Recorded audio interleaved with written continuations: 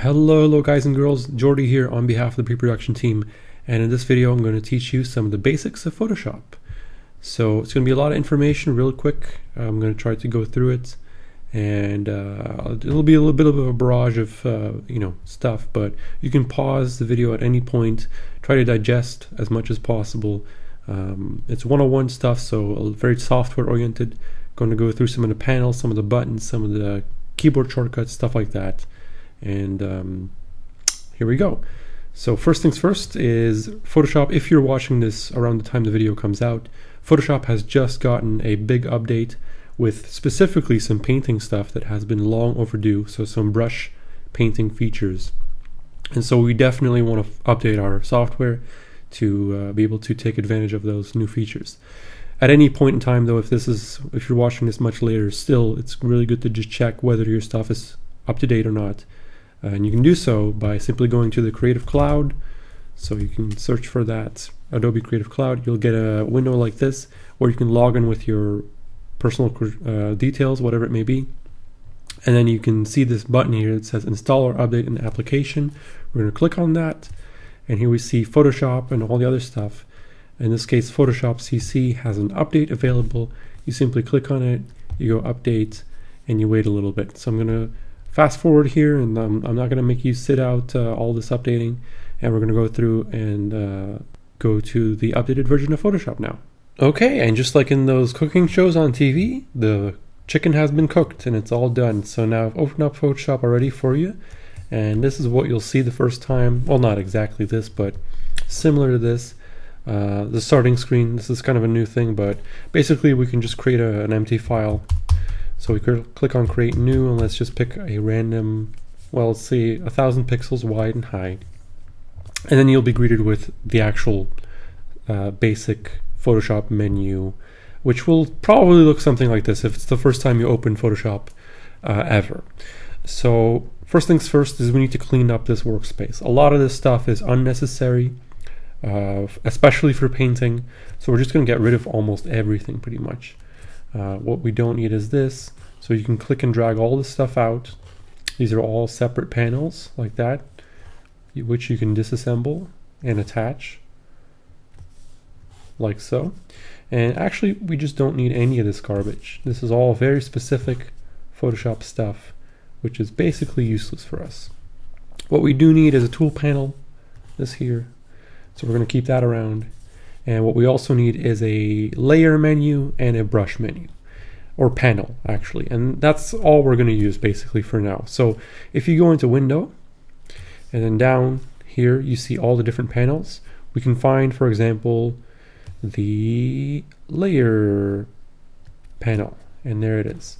So it's actually going to get some of that junk that it was still attached to it, and open that up again. But all we really want is the layer panel, and that's the one here. And the other thing we need, or we probably want, is a brush panel. And again, it's going to bring some of that junk in, but we don't necessarily need this stuff. So I just want brush and brush settings. This is fine. Okay, and I think that's it pretty much for the initial. Yeah, that's pretty much all you need. So the way you organize this, it's really up to you. I don't really mind. I would recommend putting, this is how I do it anyway. I put my bar over there, and then I put these guys on top of each other, and I just dock them on the side of the screen. There we go. Okay, and that's pretty much it. This is how I kind of work. The only addition I might add is if I'm working in color, I would add a little color picker thing, but especially in the beginning, you guys will not be exploring color just yet, so it's not necessary. You can change the size of them by just click and dragging in between here, and that's pretty much it. And we have our canvas in the middle. Okay, so basic brush panel setup is done. Okay, so next up what we're going to do is we're going to load in the brush pack that we have provided from the school. The reason being is that a lot of the stuff that comes with Photoshop is a little bit excessive. It's very over the top, and for a learning process, the simpler the better. So just a couple of brushes is all you need, and we're going to try to minimize this this stuff. So first things first is we need to load in the brushes, and we're going to do that by going to the brushes panel, and then there's this little button in the right top corner here with extra settings and options. and that's where we will see import brushes. And what you're looking for is an ABR file, which is a brush pack. You'll be provided this file through Leho, or I'm not sure how, but you'll get this brush pack for sure, absolutely sure. So just click it, click load, and then what you'll see now with this new update is we will have a folder. I already loaded it in here, but you'll have a folder with the pre-pro painting brushes. This is a cool new feature. It's again long overdue, so it's really nice to see that. If you open that folder now, we have our brushes. Very, very simple. Just a couple of brushes, the main four ones, and then some texture brushes. That's it. What we still see though is we have all this stuff in the way, and I kind of want to get rid of that for now. So what I'm going to do is, again, I'm going to go to the settings and go preset manager, and now you see all these brushes here, including the folder. And you'll see the button here that says new group, and I'll do that. I'll click that and I'll make a new group, call it Photoshop default brushes, maybe. That seems fair. Because I'm not going to delete them, I'm just going to store them in a folder and hide them essentially for now. So I'm going to, I went a little too quick.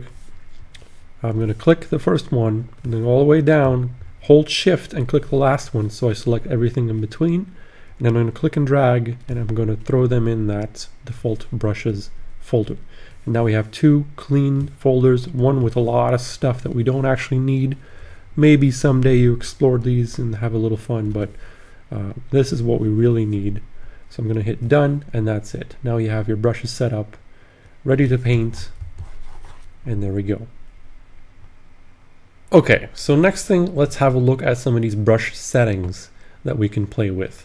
Just going to go over it real quick. I'm not going to go too deep into it because right now it's not that relevant. We will go into this a little more in the classes and stuff. The brush presets have all these settings just done for you already, but I'm just going to show you that they exist. So there's another tab here. It says brush settings, and here we see a bunch of, sub options. And basically, you'll notice if we select one of these brushes, the settings will change, so they're all per brush, right? And you'll see, for example, something like shape dynamics. Now, if you click on shape dynamics, I can enable that. And down here we have, for example, a size jitter. And what does that mean? It basically means jitter means the change depending on an input. So if I put my size jitter control, which is now turned off, if I turn this on pen pressure, this now means that when I press hard, the size of my brush will be larger. If I press soft, it'll be larger. Or smaller, sorry, I messed that up. But anyway, you get the idea. If I turn this percentage up, there will be sort of like a randomness. That's the actual jitter, right? But the size control right now is pen pressure. Ideally, you probably want this jitter off, and you want the size to be controlled by the pen pressure. That makes sense, right? And then there's a minimum diameter as well, which you can play with. There's also an angle jitter. In this case, it's a round brush, so it doesn't matter. Roundness jitter as well, because essentially a brush is like a stamp repeated multiple times, which we can mess with. I can actually demonstrate this real quick. Here we have a spacing, and if I turn the spacing up all the way, or almost all the way, you'll see that the stamp, like the space between the stamps, becomes larger. And this is how a digital brush works. If I just clear my my canvas here. So that's how a digital brush works. And as we turn this up and up and up and up, it looks like a smooth brush. But actually, it's a bunch of stamps. Okay, that's how it works. And so this stamp can be transformed as well. It can be rotated. So if I turn the spacing up again and I mess with it again, you'll see this circle is starting to change, into another shape. And that's how we can kind of mess with brushes as well. And shape dynamics here under angle jitter, for example, if I make this an elongated ellipse shape, for example, and then I turn my angle jitter up, we'll see a randomness like that. Again, I'm not going to go into this too deep. I'm just kind of showing you that these settings exist. So let me turn this back actually real quick. By the way, if you have issues with performance, one of the good tricks to do is don't put this spacing too high. There's no need to have it at maximum because that'll slow down your computer a lot. Best thing to do is maybe have it at like, 15, 10%. As long as you cannot see the spacing between the brush strokes, it's fine. For round brushes, you also have a hardness. But for now, especially in the beginning, you don't want to paint too much with soft brushes, mostly with hard brushes. We have scattering, not very relevant right now. Texture, dual brush, not very relevant. Color dynamics, not very relevant. What is interesting though is transfer. And transfer is where you can assign pen pressure to the opacity and the flow of your brush, which means a soft brush stroke will look lighter and a hard brush stroke will look darker. So if I turn my shape dynamics back off, you'll see the difference between a soft and hard brush stroke. Shape dynamics on, transfer off will be more like inking. So it's like working with a full, whoops, let's turn this off. It's like working with and this off as well. It's more like working with a pen that I can go really soft with. Not too useful in most cases, you want this on. So to quickly show you, by the way, what I just, what happened there is we have this button here, which could be on or off and mess up your settings. This basically overrides these settings and just turns the pressure on. It's like a quick, override to turn off or on the pressure. For opacity, by the way, it's next to the opacity slider. Very quickly, the difference between opacity and flow, it's always hard to explain, but the way I try to envision it is opacity jitter. So opacity is more like the amount of paint that you put down, or the watered downness of the paint, I guess. So if I put my opacity on 50% for a black colored brush, I can only, I'm pressing as hard as I can only get 50% gray. However, if I turn this back on and I turn my flow all the way down, come on, there we go. If I turn this to I don't know, 10%, it'll very slowly build up, but I can still get the black. So actually this is more like the rate of those brush stamps that you control. So it's the flow of brush stamps put down. You'll notice this kind of effect of these brush stamps as well. So it's not the spacing, but the flow of them, the rate at which they get printed, so to speak. Whereas opacity actually almost affects the color, I guess. It's not exactly accurate. It's more like, it's a feeling thing. Once you mess around with this, you should notice the difference. But it's relatively subtle, and especially when you put them on pen pressure, it's almost irrelevant. The most important one by far is to have opacity on pen pressure. Whether or not flow is on pen pressure, not that big a difference.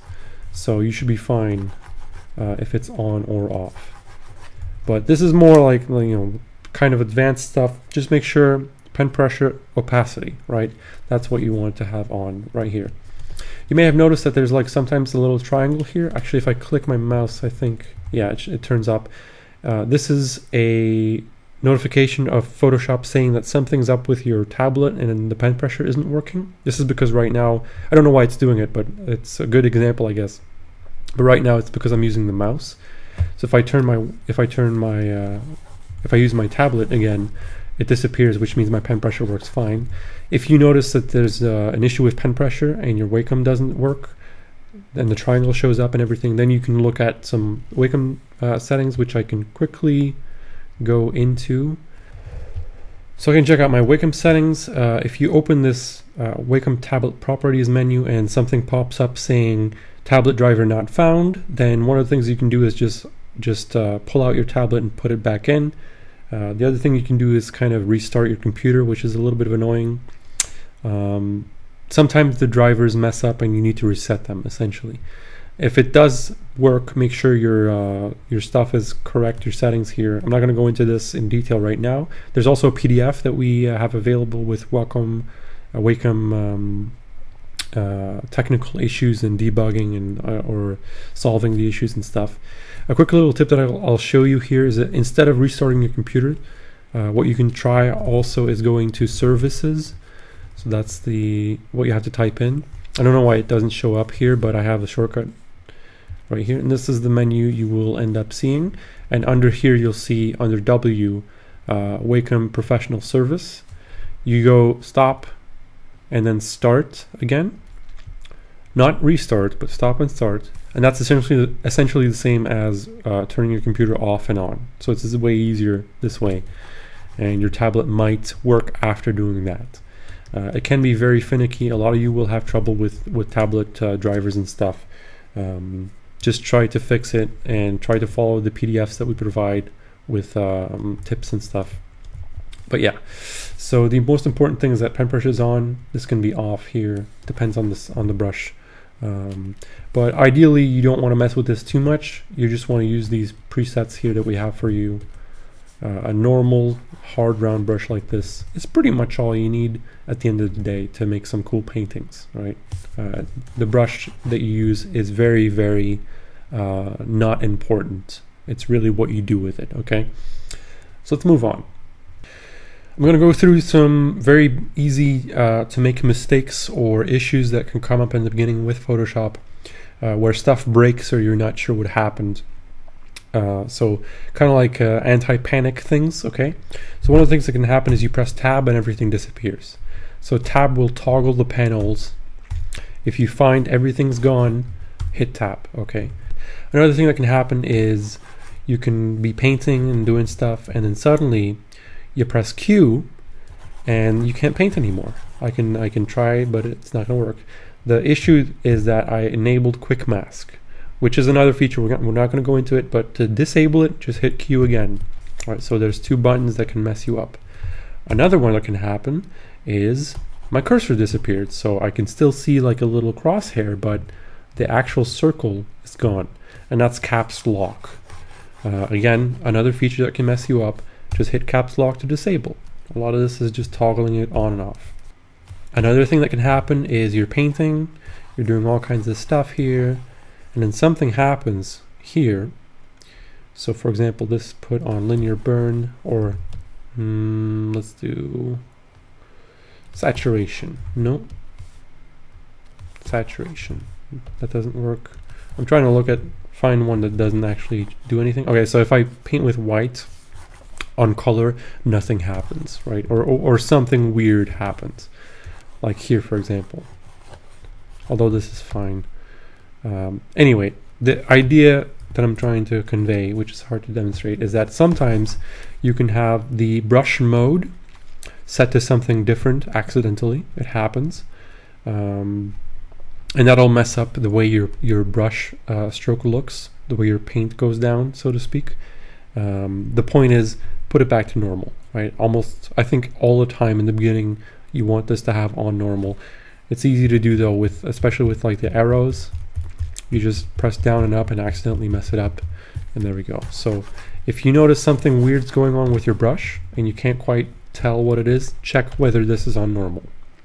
Another mistake that could happen is you're making a selection, or you just did a selection and then accidentally you just selected a tiny thing right there. You didn't notice it, but now you try to paint and it doesn't work because you have a selection, right? Another easy mistake to make, and the solution is to go Control D to deselect all, and then you can paint again. So again, if something becomes unresponsive, you can do all these tests and checks to make sure that you didn't do any of these things. Another thing that I can show you real quick is you have these layer modes here, or brush modes, but you also have layer modes. So if I make a new layer here, and I accidentally put this on something like difference, that'll be also messed up. So if I put down black now, you see even though it's in the layer, it doesn't actually show up, which is a little bit weird. And if I turn this back to normal, you'll see my brush strokes pop up. So that's also a thing that could happen. Again, almost all the time in the beginning, you'll want to have this set on normal. If you want to use layer modes, we'll talk about how to use them and stuff later down the road. But that's another way to easily mess up your painting experience, so to speak. A quick tip on performance. One thing you can do is on your laptop, you can go to power settings, And then under additional power settings here, there are some plans for you, and the high performance one will affect your Photoshop performance. So that's probably an interesting thing to enable. What else you can do is you can go into Edit, Preferences, and then Performance. And you can up the memory usage that you let Photoshop use. So in this case, I have 14,000 megabytes of available RAM, but I'm only letting Photoshop use about 8 gigs. So I can turn this up, not all the way, that's not a good thing to do, but I could maybe mess with it a little bit. You can also mess with some of these settings. I wouldn't recommend messing with them too much unless you know what you're doing. But this is an easy thing to kind of boost up a little bit if you notice some serious slowdowns on Photoshop. Another thing you can do is make sure that you're not working on a massive file. You know, if this is like 15,000 or something, you know, you're gonna have a slow experience. So you see how my brush is starting to lag here. So make sure you can check that by going Control-Alt-I. And then if this is some ludicrous number, then change it down. I would say maximum you want this to be like 3,000 pixels wide or high. Unless you're working on a very big project, you don't need that many pixels, so this will be fine. So I can scale it all the way down, and there we go. This is much better. That's if you have a laggy brush. And then of course there's the other thing that I mentioned before, spacing, if you have a laggy brush. Another thing to easily mess up with, if you are working in color, what you could accidentally do is change the image mode to grayscale, and what will happen is all your colors will disappear. And now no matter what color I pick, even if I pick a bright blue, when I paint it's going to end up being black and white because the image mode is in grayscale. And so to change that, you go to mode, you go back to RGB, and now we can paint with blue. There's a couple of other modes. CMYK is good for printing, so if you transfer your RGB file into a CMYK, you'll see that this blue will not print well, right? And we can adjust accordingly. There's also a shortcut in Photoshop, unless they changed it, that will automatically toggle from RGB to CMYK, and that should be Control-Y. So if your file somehow changed suddenly, then you probably accidentally hit Control-Y. In my case, I changed it to go to grayscale because that's a useful trick. The way to do this is through View, Proof Setup, and then Custom. And I changed the device to simulate to S-Gray. And so now I can actually toggle from color to grayscale, which is very useful to see your values during painting. We'll get into that stuff a little bit later as well. So just be aware that if something changes in your picture and you're not sure what happened, Control-Y is something you can test as well.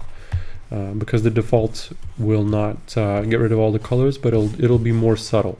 Another thing I really recommend doing is changing a shortcut here. So to do that, I went a little fast. Let's go to Edit, Keyboard Shortcuts. This is where you can change all the shortcuts in Photoshop to whatever you like.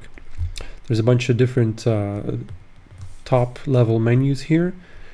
For example, tools, and then we have all the tools that you see in this toolbar, for example, with their respective shortcuts.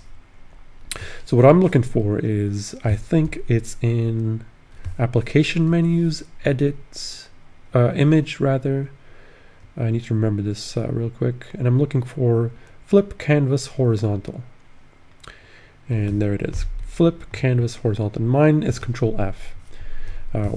I let you choose. I like Control-F because I think it's not occupied by an important feature, but what this will do is essentially, while you're drawing or painting, if you draw an eye that's like lopsided,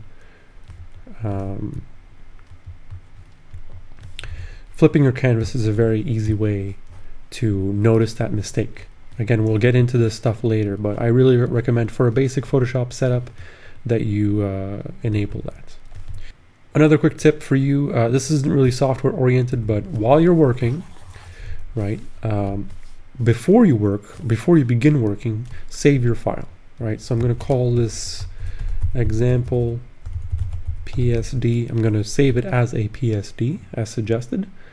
Where's the PSD here?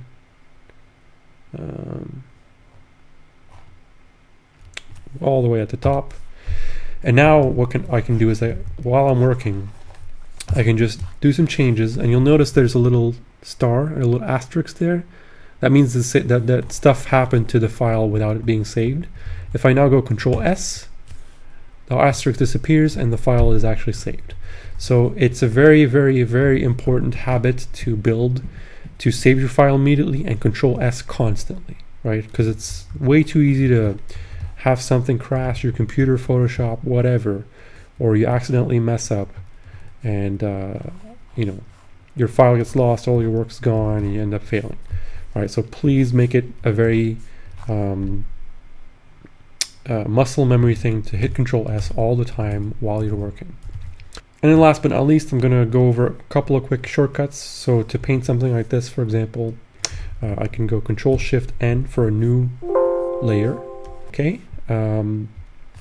You want to paint with black and white in the beginning, and to do that, let's say we have some random colors here, right? And let's pick like a blue. What you can do is hit D, and that'll reset to black and white. And then X will toggle between your fore and background colors. So in the beginning to paint, you will constantly be using D, X, and so on to paint with black and white. To change the brush size, what I do is I hold Alt, which is, by the way, color picker, also useful. And then I hit right mouse button and click and drag. It's a very easy way to change the brush. There's also some keyboard shortcuts which you can check and change to make incremental changes. I prefer this way personally. It works fine. So it's easy to go all the way up and, you know, whatever. Another good one to know is Alt Backspace, which will fill the layer, whoops, with one color. I don't know why my computer's making crazy sounds, but there we go. That's weird. All right. So Alt Backspace is a layer fill. To merge two layers, so let's say we have a layer here with this stroke, and we have another layer with this stroke, and I want to merge these.